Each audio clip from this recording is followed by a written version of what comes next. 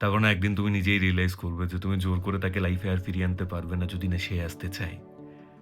যদি সে আসতে চাইছে না তুমি যাই করে নাও, হাজার সরি বলে নাও। তোমার এফর্টস গুলো তার কাছে না ইরিটেটিং হয়ে যাবে। তুমি কথা বললে সে বিরক্ত হবে, তোমায় ইগনোর করবে, তোমায় স্কিপ করবে। তোমার থেকে দূরে থাকার চেষ্টা করবে সে। আর তখন তোমার কিচ্ছু করার থাকবে না সব মেনে নেওয়া ছাড়া। তোমার সাথে যদি এরকম হচ্ছে তাহলে দুটো লাইন তোমার জন্যে। যে ধোঁয়া, ধোঁয়া চোখ এখনো কেমন শহর খোঁজে। মৃত্যু বাষ্প স্বপ্ন শিরায় বানিয়েছে ঘর।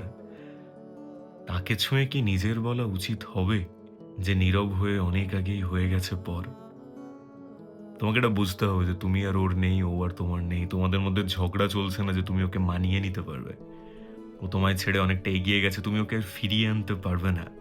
তাই যা করছো বোকামি, পাগলামি, দুষ্টুমি যা করছো সব থামিয়ে দাও। কজ এখন না তুমি যা করছো তাতে ও বিরক্ত হচ্ছে। তুমি এটা ভাবছো যে আগে তো এটাই করতাম ও রাজি হয়ে যেত, এখন আর হবে না কারণ এখন আর আগের মতো ও নেই।